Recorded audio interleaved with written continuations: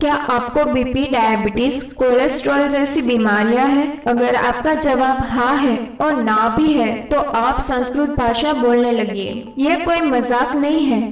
आइए असली हकीकत को जानते हैं।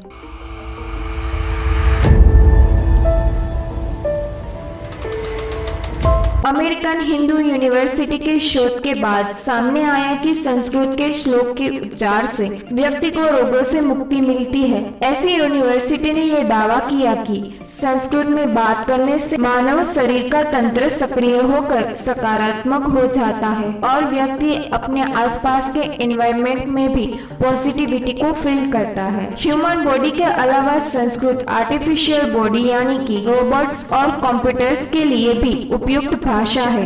1977 में फोर्ब्स पत्रिका ने भी लिखा है कि आर्टिफिशियल इंटेलिजेंसेस के लिए संस्कृत सबसे अच्छी भाषा है, क्योंकि संस्कृत भाषा के शब्द उल्टे हो जाने पर भी अपने अर्थ नहीं बदलते। जैसे कि एक एग्जाम्पल देखें तो अहम गृहम गच्छामि या गच्छामि गृहम अहम, ये दोनों ही ठीक है। संस्कृत वाक्य में शब्दों को किसी भी क्रम में रखा जा सकता है। इससे अर्थ का अनर्थ नहीं होता और होता भी है तो कम मात्रा में।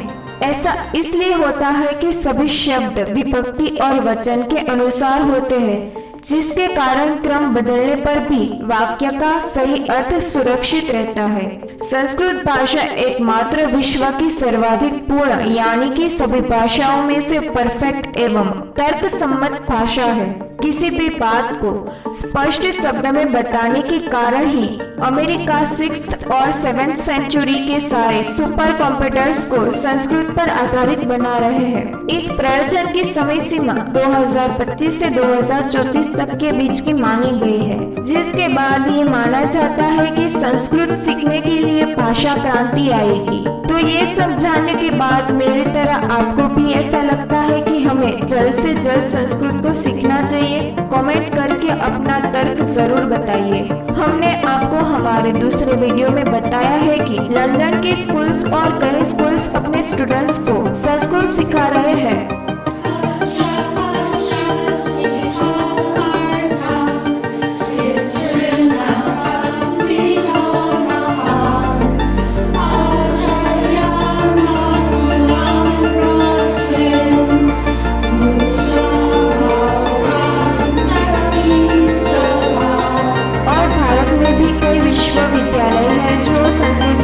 सिखा रहे हैं, जिसकी झांकी कुछ इस प्रकार है।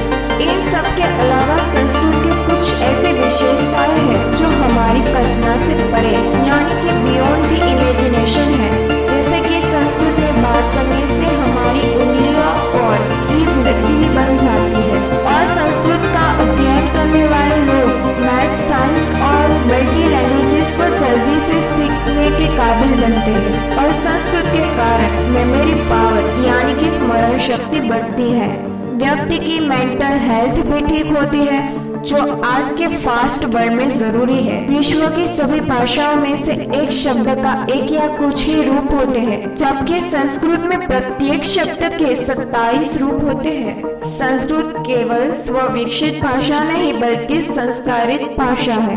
केवल संस्कृत ही एकमात्र भाषा है जिसका नामकरण उसके बोलने वाले के नाम पर नहीं किया गया। केवल इस सब से यही अंतिम निष्कर्ष निकलता है कि संस्कृत विश्व की प्रथम भाषा, सुस्पष्ट व्याकरण, वर्णमाला की वैज्ञानिकता, साहित्य की धनी देव भाषा, संस्कारित भाषा के साथ वसुदेव कुटुंबकम की भावना रखता है। आज की हमारी ये जानकारी पसंद आई हो तो वीडियो को like, share, comment and subscribe जरूर कीजिएगा। Thanks for watching.